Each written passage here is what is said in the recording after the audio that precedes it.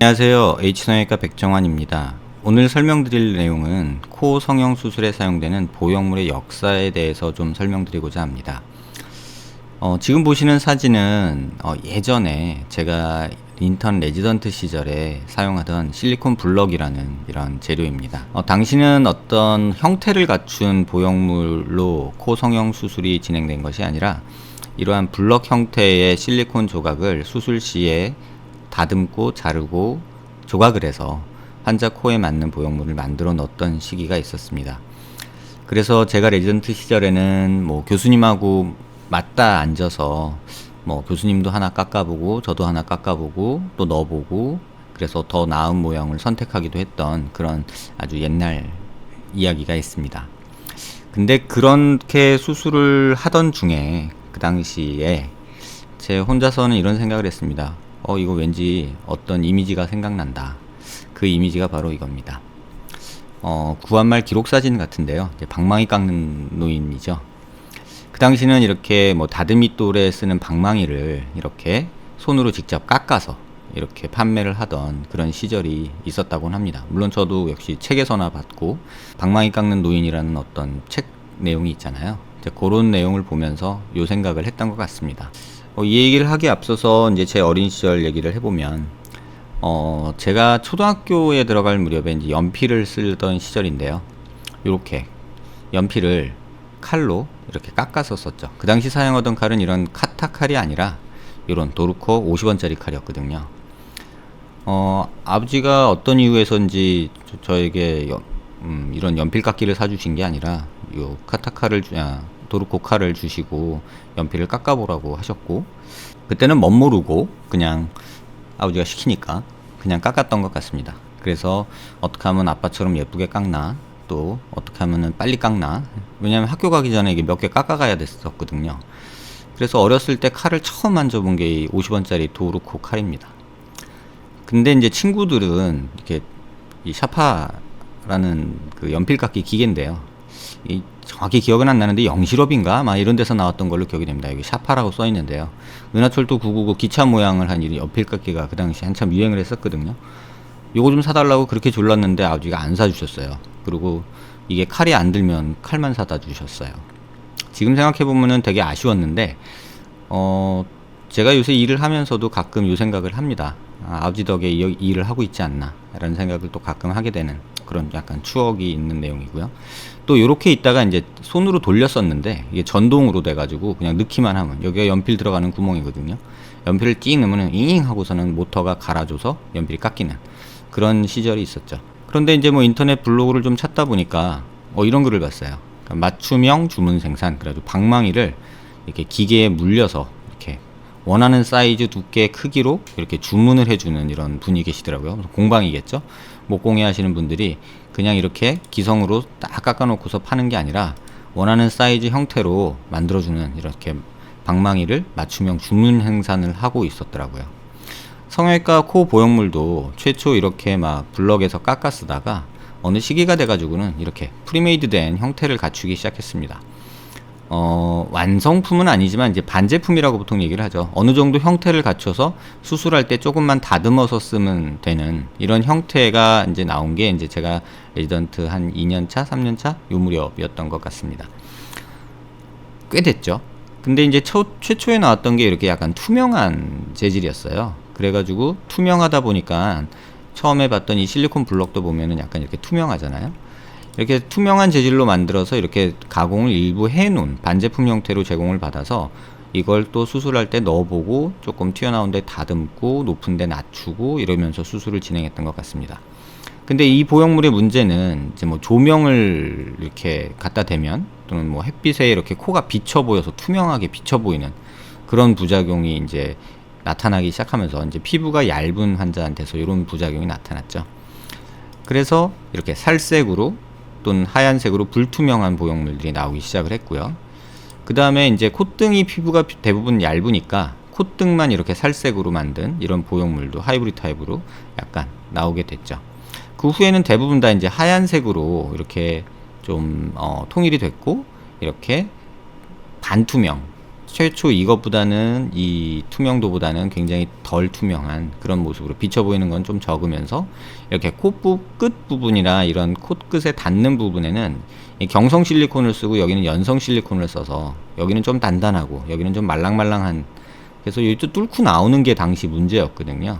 요런 보형물이 쓰일 시점만 해도 이제 80년대 말 90년대 초쯤 될 텐데요. 요런 보형물이 쓰일 때만 해도 뭐 코끝 수술이라는 개념이 그렇게 많지 않아서 코가 낮으니 콧등만 올리면 됐던 그런, 그냥 코 안쪽으로 째고 쓱 넣어주던 그런 시절이었죠. 그래서 코끝으로 이렇게 단단한 실리콘이 있어서 피부를 뚫고 나오는 현상이 생겨서 이렇게 좀 말랑말랑한 코끝을 이제 실리콘을 사용하는 그런 시기가 또 있었습니다. 그리고 이 사진은 중국에서 이제 제가 출장 갔을 때 발견한 사진인데요. 중국 친구들이 만든 보형물입니다. 이 배면이라고 해서 보형물 아랫바닥에 이렇게 울퉁불퉁 갈비살 모양으로 이렇게 돼 있는 게 있어서 이렇게 뭐 보형물이 여기 흉살이 차올려서 움직이거나 미끄러지지 않게 해주는 어떤 기능을 부여한 거고요. 그 다음에 요거는 이제 네젤 스파인이라는 곳에 이렇게 닿는 안장처럼 그 뼈에 닿게 해서 콧대가 높게 오똑하게 되는 그런 형태를 만들어주는 그런 형태의 디자인이고요. 그 다음에 요 소켓은 이제 로라테랄 카틀리지라고 해서 이제 코끝 연골을 요 사이에 껴넣는 그런 해서 코끝을 모아주는 어떤 그런 수술, 기능적인 어떤 디자인으로 조금씩 변해가기 시작했습니다. 또 콧등은 넓으면서 코 앞으로 코끝으로 올수록 이렇게 약간 좀 얇아지면 그런 형태를 가진, 그러면서 다시 코끝에서는 약간 벌어지는, 넓어지는 그런 형태를 가지는 보형물로 이렇게 좀 변신을 해갔고요. 근데 사실 이 보형물은 뭐 그렇게 썩 좋은 보형물은 아니라고 생각합니다. 하지만 이제 요런 디자인적인 요소, 처음에 이런 물성은 생각 안 하고 형태에만 치우쳤다가 이런 색깔, 그 다음에 물성이 나오기 시작해서 연성, 경성 실리콘을 쓰기 시작했고요. 그 다음에는 어떤 디자인에서 수술 용이도나 어떤 목적을 달성하기 위해서 디자인이 변경되는 이런 시기를 또 겪었습니다. 그래서 결국은 이렇게 많은 뭐 색깔도 다르고 그 강도나 어떤 그런 것도 다르고 모양도 다르고 두께도 다르고 형태도 다른 이런 여러 보형물들이 이제 막 난립하는 양상이 된 게 한 90년대쯤 되는 것 같습니다. 이것도 중국에서 발견한 건데요. 수술을 이렇게 두 개의 조각을 실리콘을 나눠서 하게 되죠. 왜 이렇게 하느냐 물어봤더니 하나 이렇게 넣어놓고서 이거는 콧등용 실리콘이고 요거는 코끝용 실리콘이라고 하더라고요. 그래서 이렇게 두 개를 나눠서 뭐 코끝이 필요한 사람 요걸 또 놓는다, 뭐 이런 식의 얘기를 하더라고요. 사실 조금은 수긍하기는 힘들지만 어쨌든 이런 노력들이, 디자인적인 요소들이 수술 용이성 또는 결과를 만들기 위해서 이제 많이 시도됐던 게 90년대 2000년대인 것 같습니다. 현재 가장 많이 사용하는 이제 대한민국 이제 코 보형물 회사 중에 하나인데요. 이렇게 프리메이드 된 디자인이 굉장히 여러 개가 있습니다. 뭐 코끝을 높일 거 L자형, 뭐 두꺼운 거, 넓은 거, 뭐 N 타입, 뭐 BL 타입, 뭐 T 타입, 뭐 이런 식으로 여러 가지가 있는데요. 보면 L, BL, BS, TA, I, M, S, T, D, U, F, ST, N, MB 뭐 이렇게 있잖아요. 14가지 종류의 타입이 존재하고, 스타일이라고 표현을 하고요. 14개의 어떤 형태가 있고요. 그 안에 두께에 따라서 또 이렇게 세분화돼서 35mm, 40mm, 45mm, 50mm 이런 식으로 총 62가지의 보형물이 존재를 합니다. 그렇다면 결국은 수술할 때 이 62가지의 보형물을 하나씩, 최소 하나씩은 갖고 있어야 된다는 결론이 나오고요. 그래서 환자가 왔을 때 그 환자에 맞는 보형물을 찾아야 된다는 이제 문제가 생기고, 또 각 보형물 하나마다 낮게 포장이 된 게 아니라 보통 박스로 해가지고 4-5개씩 있거든요. 그러니까 5개 정도 포장이라고 생각하면은 대략 보형물을 300개를 재고를 가지고서 환자에 맞는 것을 찾아야 되는 이런 상황이 되는 거죠. 그래서 이런 실리콘 보형물은 현재까지도 이렇게 쓰이고 있고, 이 보형물에서 크게 변화되지 않고 있습니다. 그래서 타입이 점점, 스타일이 점점 늘어나고 종류가 늘어날 뿐 크게 이 형태나 어떤 질감 이런 거에서 변화는 없는 것 같습니다. 그러다가 이제 90년대 2000년대 초죠. 2000년대 초쯤에 이제 고어텍스라는 재질이 굉장히 각광을 받기 시작했어요. 왜 그랬냐면 이 실리콘을 쓰면서의 가장 문제점은 인체에 삽입된 실리콘은 주변으로 피막을 형성합니다. 그러니까 피막이라는 게 결국은 주변에 흉사리 조직이 생겨서 이 보형물을 그러니까 내 몸과 완전히 분리시켜버리는 막이 생기는데, 그 막이 굉장히 단단하게 생기고 또 그 막이 구축을 하면서 이 실리콘이 뚫고 나가게 되는 이런 현상이 일어났어요. 다시 말하면 이제 보형물 구축이죠. 그래서 코에서 구축이 많이 발생하면서 이게 보형물이 인체에 친화적이지 않아서 그렇다, 그래가지고 고어텍스라는 재료가 이제 코 보형물에 사용되게 되는 시기가 있었습니다. 저도 한동안 이 보형물을 또 신나게 썼었던 시절이 있는데요. 요 고어텍스라는 거에 대한 어떤 장점은 뭐였냐면 다공성이라는 어떤 특징이 있습니다. 다공성이라는 게 이제 이 재료가 보기에는 이렇게 막대기처럼 보이지만 아주 작은 300에서 500 마이크로 정도의 구멍이 나 있는, 그러니까 스폰지 같은 구조죠. 그래서 이 안으로 조직이 자라 들어가면 뭐 캡슐이 안 생기고 미끄러지지 않고 자연스럽다, 뭐 이런 느낌, 또 말랑말랑하다, 이런 느낌 때문에 굉장히 각광을 받았고, 강남 압구정동에서 이제 뭐 실리콘으로 수술하면 것보다 고어텍스로 수술하는 게 수술 비용이 굉장히 더 비쌀 정도로 굉장히 유행을 했던 그런 보형물입니다. 하지만 이 고어텍스도 마찬가지로 이렇게 여러 층층이 겹쳐서 이렇게 두껍게 막대기로 있는 거를 이렇게 칼로 다듬어서 이렇게 사용하는 게 초기 고어텍스 사용 모습이었고요. 그러다가 이렇게 귀찮으니까 이렇게 회사에서 어느 정도 일부 이렇게 반제품 형태로 잘라서 나오는 그런 고어텍스 제품이 또 나왔습니다. 근데 또 단점이, 고어텍스가 이렇게 스폰지처럼 있다 보니까 처음에 수술했을 때의 코 높이보다 시간이 지나면 이 숨이 죽으면서 약간 납작해지면서 높이가 변하는 그런 단점이 있었어요. 그리고 또 요 다공성이라는 게 이 안쪽까지 전체적인 전체 이 보형물을 통틀어서 조직이 자라 들어가는 게 아니라 이 고어텍스 표면 몇 미리까지만 조직이 자라 들어가고 그 안에는 그냥 빈 채로 있었기 때문에 딜레이드 인펙션이라고 그래가지고 수술한 지 뭐 2, 3년 지나서 잘 지내다가 갑자기 부어오르고 염증이 생기는 그런 것들이 보고가 되면서 현재는 아마도 사용이 거의 안 되는 걸로 알고 있습니다. 그리고 북경 상해 지역에서는 코에 고어텍스를 사용하는 것을 금지시켰다고 한 5년 전에 들었던 것 같아요. 그래서 현재는 코 보형물에 이제 고어텍스는 거의 사용이 되지 않고 있죠. 그래서 이러한 단점을 극복하고자 또 실리콘하고 고어텍스를 이렇게 접합한 형태의 보형물이 등장하게 됩니다. 그래서 그때 당시 2006년 그때쯤인 것 같은데요. 2006년, 2010년 그 무렵인 것 같은데요. 그 무렵에 고어텍스가 한참 유행하던 시절에 그 다음 업그레이드된 버전으로 나온 게 이렇게 실리콘을 겉에 이렇게 배면, 등면이라고 하는데, 이 배면은 실리콘이 있으면서 등면 쪽에 피부에 맞닿는 부분에는 이렇게 고어텍스를 얇게 붙이는 이런 식으로 이제 보형물이 등장을 했고요.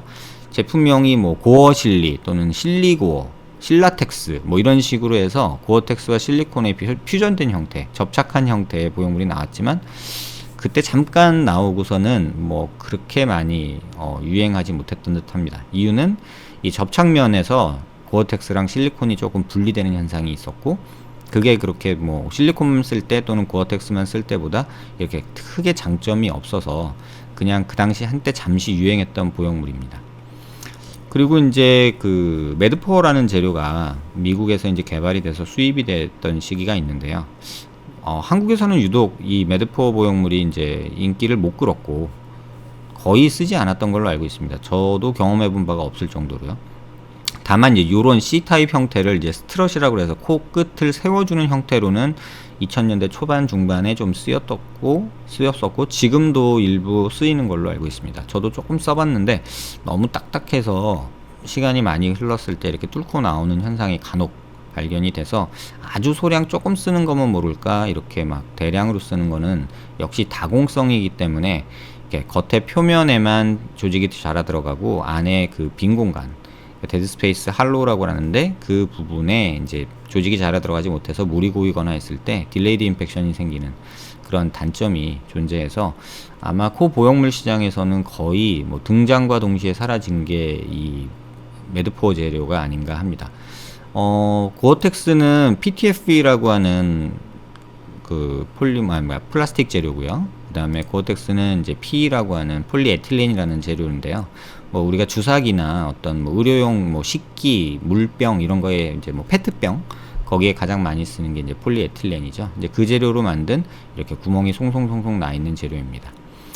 이제 이러다가 자가 조직에 대한 이제 관심이 굉장히 많아지고, 이런 실리콘이나 고어텍스, 매드포어 이런 것들이 이물질이다 보니까 재료가 이제 인체 친화적이지 못하다 이렇게 생각을 해서, 또 코끝에만 잠깐 조금씩 사용했던 이 블럭을 코끝에 연고를 올려주는 것 대신에 조금씩 사용했던 알로덤이라는 재료인데요. 그냥 사체에서 이제 피부를 채취해서 진피층만 분리하고 면역 반응을 일으키는 세포를 다 제거한, 그래서 에이셀룰라 더말 매트릭스라고 해서 ADM이라고 보통 약자로 불리는데요.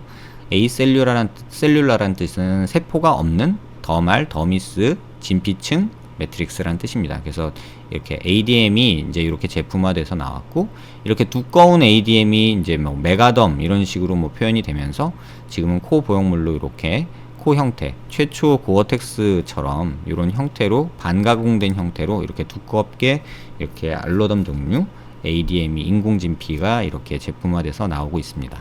하지만 이거 역시도 흡수가 있고 또 숨이 죽는 그런 단점이 있습니다. 대신에 인펙션 염증에는 기존의 고어텍스보다는 조금 강한 듯 합니다. 하지만 이 재료비가 거의 100만원 가량 되는 걸로 알고 있는데요. 굉장히 비용이 좀 비싸서 재료비가 많이 널리 사용되고 있지는 않은 듯 합니다.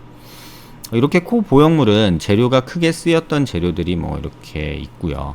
그 다음에 이제 이 외에 이제 자가 연골을 이용한 방법이나 또는 자가 늑골 또는 자가 늑골 중에 늑연골과 늑골을 같이 사용하는 칸틸레버 그라프트라는 어떤 방법도 이제 시행이 되고 있는데, 이런 거에서 이제 보형물의 디자인, 물성, 어떤 형태 이런 거에서 발전을 해서 이제 환자 맞춤형, 처음에 아까 말씀드린 대로 맞춤형 주문 생산에서 진짜 맞춰서 하나만 만드는 거죠. 그래서 환자 한 명을 위한 보형물 제작을 하는데 이런 방식, 그러니까 얼굴 표면을 석고본을 떠서 이렇게 석고본을 떠서 수술 계획을 하고 미리 실리콘 보형물을 이렇게 환자한테 맞는 이렇게 형태를 만들어서 수술을 하는 방법이 몇몇 선생님들한테 시도가 됐고 지금도 열심히 하고 계시는 분들이 있는 걸로 알고 있습니다. 하지만 이 방법의 단점은 실리콘은 실제로는 코 피부 밑으로 삽입이 되거든요. 코뼈 위로, 그 다음에 이 비익 연골과 이렇게 어퍼라테랄 카틀리지라고 하는 요 연골이 위에 삽입이 되고 피부 밑으로 삽입이 되는데, 지금 이렇게 석고보는 사실은 피부 음영을 위해 이렇게 보형물을 만든 거기 때문에, 근데 이 피부 두께가 이쪽 네이지온하고 리니온하고 이렇게 코끝, 내잘 팁 부위가 피부 두께가 다 다르거든요. 그래서 덮어지는 피부 두께가 다른데 그 피부에 맞춰서 보형물을 맞춘다고 해서 코 안쪽에 삽입되었을 때 완전히 해박적으로 구조적으로 맞지 않는 그런 모습이 아닐까 생각이 됩니다. 제가 연재로 말씀드릴 내용은 오늘은 코 보형물 역사에 대해서 말씀드렸고요. 그 다음은 이러한 보형물이 사용되는 어떤 수술의 결과와 각 재료의 어떤 특징들을 말씀드릴 거고요. 그 다음은 그러한 특징들을 바탕으로 해서 환자 맞춤형, 개개인별 맞춤형 보형물을 어떻게 디자인하고 제작하는지에 대해서 간단히 이제 설명드리고자 합니다. 관심 있는 분들 계속 지켜봐 주시길 바라고요. 도움되는 내용이 되었길 바랍니다. 감사합니다.